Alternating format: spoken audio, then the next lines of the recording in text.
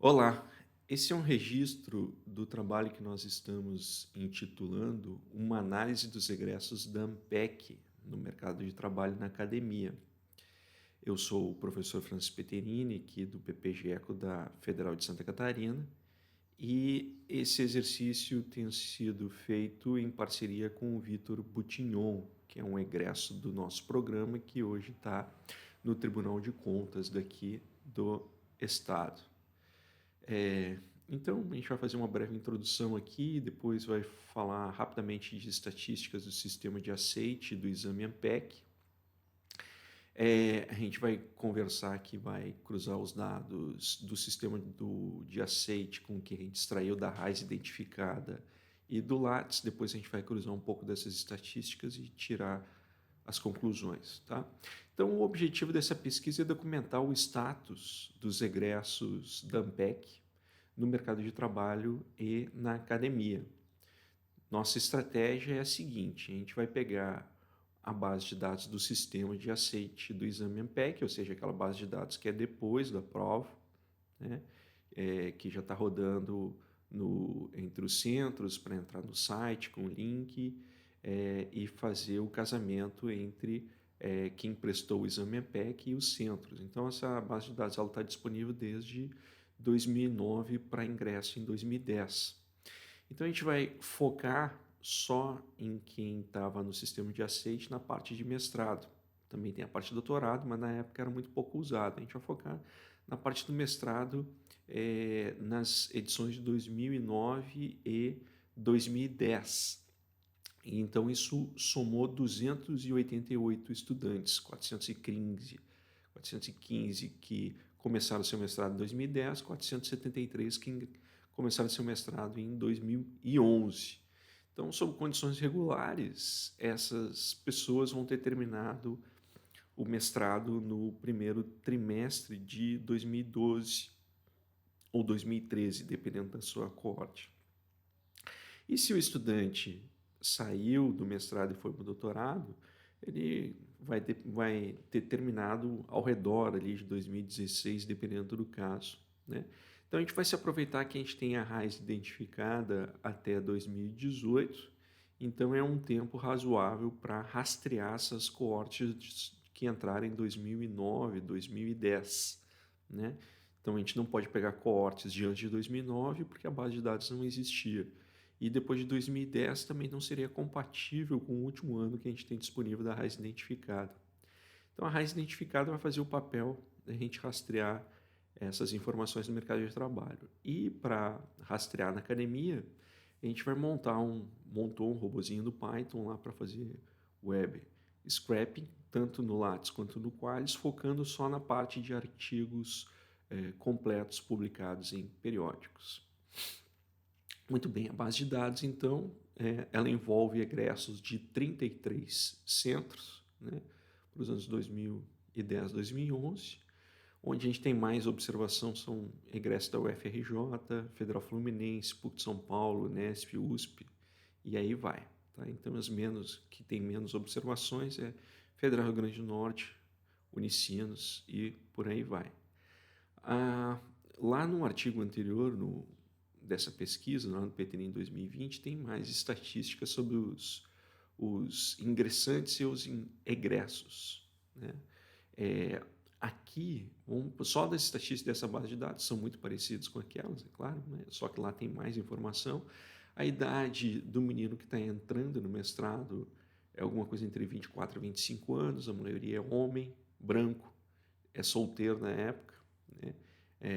Mais ou menos 90% está formado numa graduação de economia, depois sobressai-se ali, chama a atenção dos formados em engenharia, e depois tem um monte de cursos diferentes. Também a grande maioria formou em universidade pública, e em relação à origem dos candidatos, São Paulo, Rio de Janeiro e Minas, onde está a maioria de quem presta o exame da ANPEC, depois outros estados da onde vem muito desses candidatos é Rio Grande do Sul e Paraná, e na sequência Bahia, Ceará, Distrito Federal, depois o Espírito Santo, Pernambuco e Santa Catarina.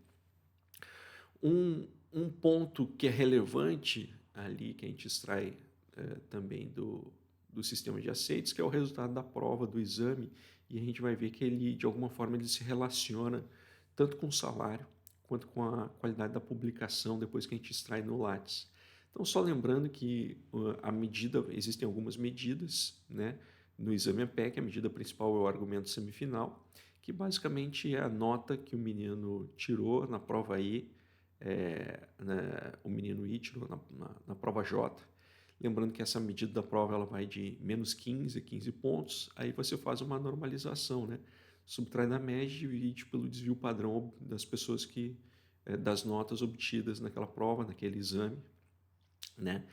E aí, então, se tu quiser fazer uma medida de desvios, de como a pessoa se sai em termos de desvio padrão da média, de quem prestou aquele exame, a ideia é que você pegue o argumento semifinal e divida por 1.000, em função desse 200 e dos 5 aqui assim.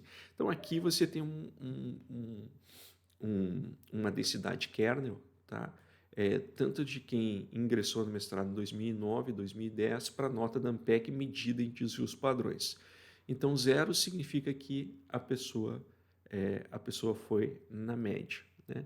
Então, por construção, essa medida aqui, ela vai ter média zero de desvio padrão, mas por um motivo que se explica lá no primeiro artigo também, ela não vai ter um shape de uma distribuição normal, vai ter um shape mais parecido de uma distribuição Gumbel, porque a despeito da normalização, essa aqui vai ser caracterizada como uma variável aleatória de valor extremo, né?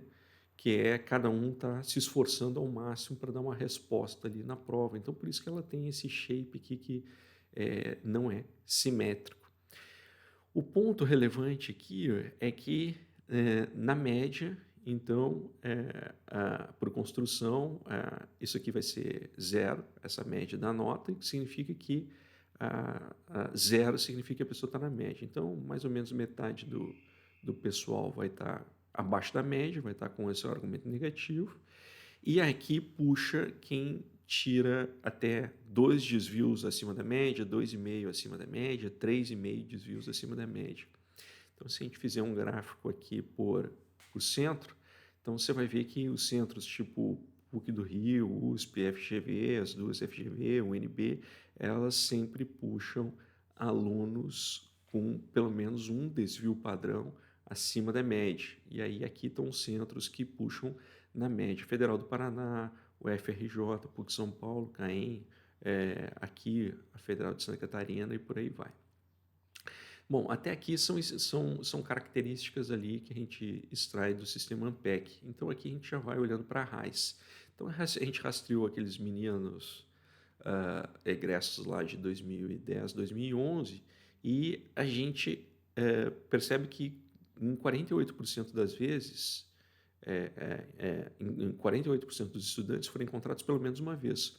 Como a gente está rastreando nos anos de 14, 15, 16, 17, 18, o máximo que a gente pode encontrar cada uma das pessoas é 5 vezes. E se a gente encontrar, o mínimo é uma. Então, em 29% dos casos, a gente encontrou em todos os anos que a gente estava buscando, né? Então, os que não foram encontrados ou estavam fora do país, né? Não tinha razão de registrar ele na RAIS, ou não tinham um contrato formal, né? Então estavam trabalhando informalmente, ou recebiam por um CNPJ. A pessoa pode estar trabalha ainda para uma firma ou para alguém, mas recebe por CNPJ. Isso também não é algo incomum. E vamos olhar agora o robozinho, o que ele achou no Lattes. Então, ele pegou o nome das pessoas e foi procurando no Lattes com uma regrinha para testar homônimos, né? Então, você tinha uma dupla checagem para saber se o cara realmente fez o mestrado em economia, para saber se estava procurando o nome certo ali no Lattes.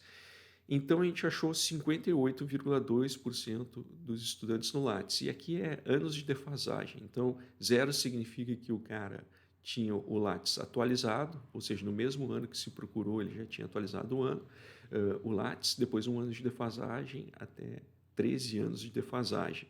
E aqui, esses 41,8% são os que a gente não encontrou na base do Lattes. Então, por que a gente não teria encontrado? Ou o cara não tem o Lattes mesmo, ou nesse caso, a ferramenta não conseguiu captar. O que a gente acredita que não é o caso. A gente acha que a maioria é que não tinha o Lattes mesmo, porque a ferramenta parece que foi bem construída. Bom, então, se você cria uma dummy 1, se a pessoa está na raiz e 0 caso contrário, e 1 se ela está no Lattes e 0 caso contrário, você vai ver que todos que a gente encontrou na raiz também foram encontrados no Lattes. E aí, então, sobra curiosamente desses 91 observações que a gente não encontrou na raiz e encontrou no Lattes, a maioria deles tinha currículo desatualizado em mais de 3 anos, 2/3 deles. Né? Então, são pessoas que preencheram o Lattes há muito tempo atrás e não atualizaram. Então, basicamente, o que a gente tem é o seguinte: se a pessoa está na raiz, ela também está no Lattes, porque isso aqui são Lattes bastante desatualizados. Tá? Então, por que uma pessoa estaria nessa condição de estar no Lattes ou não estar na raiz? Talvez ela desalentou, não teve mais interesse de arrumar seu currículo para procurar emprego, não precisou mais disso, ou saiu do país. Né? Tem gente que pode ter saído para fazer doutorado fora ou para trabalhar fora, ou então passou a trabalhar com o CNPJ e não se interessou mais em atualizar o seu Lattes. Muito bem, então quando a gente vai abrir as informações desses 426 aqui que estão na RAIS lá você registra se a pessoa concluiu ou não concluiu o doutorado. Então metade deles concluíram o doutorado. Depois a gente percebe também que 39% deles foram para o serviço público. E quando você olha a Classificação Brasileira de Ocupação, a CBO, você vai ver que dos que estão aqui com um trabalho de carteira assinada ou estão com um registro de emprego formal, 37% deles estão com algum registro relacionado ao nome professor, professor de economia, professor de alguma coisa, professor de ensino superior, tem várias características, várias classificações, né? 19% estão com uma classificação de economista, também tem algumas de economista, 13% estão com uma classificação de analista, analista tem várias classificações, e depois outros 31% são muitas classificações diferentes. Bom, então vamos olhar para o salário. Como é que a gente definiu o salário? Primeiro a gente definiu uma remuneração que é o seguinte: uma pessoa pode ter, num mesmo ano, ela pode ter 2, 3 vínculos. Né? Existe um número pequeno de pessoas que tinham mais de um vínculo.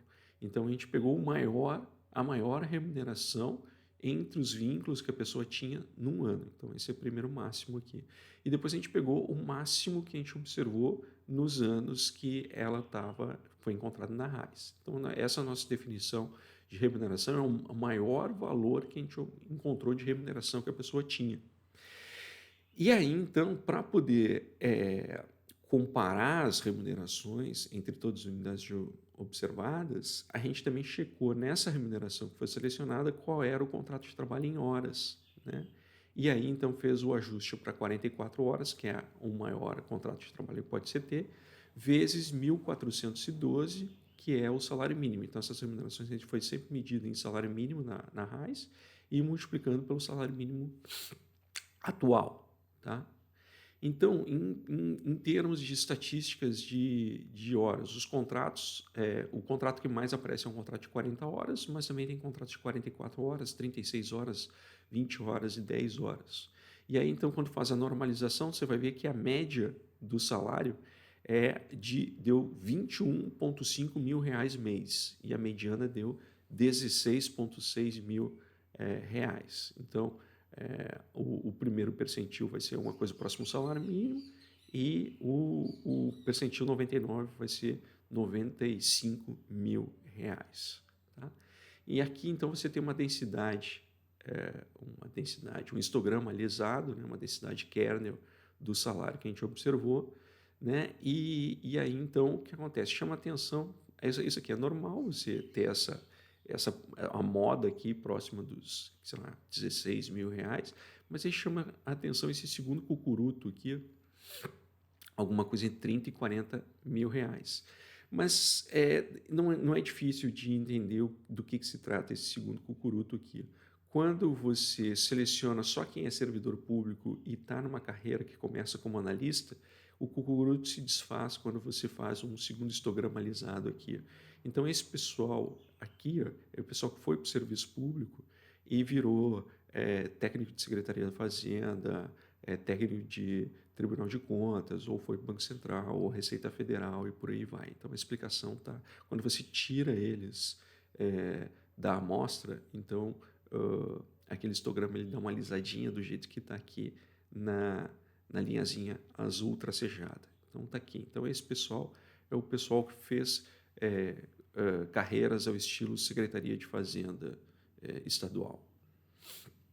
Outra coisa que chama atenção também, em termos de salário, só duas outras variáveis realmente se destacaram. A primeira é que homens vão ganhar mais que mulheres, então é um fato já das estatísticas do mercado de trabalho que se materializa aqui também nessa amostra. Agora, outra coisa que chama atenção também, que antes a gente tinha chamado a atenção para a nota da ANPEC, né?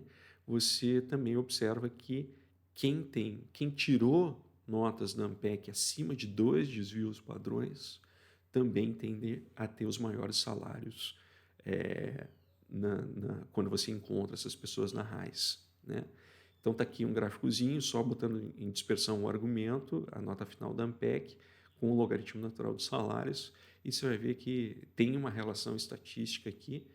Na realidade, a relação estatística que se sobressai é simplesmente o gênero da pessoa e a nota da ANPEC, né? Então, homens tendem a ter maiores salários e a nota da ANPEC também. Fora o fato do cara ter feito um concurso para ser um analista do serviço público, né? Como a gente viu ali agora há pouco neste gráfico aqui. Então, esses são os pontos que sobressaem mais ali. Depois, olhando então para a qualidade da publicação, a gente fez um web scrap então, no Lattes com posterior checagem no Qualys. Então, o que a gente está vendo aqui?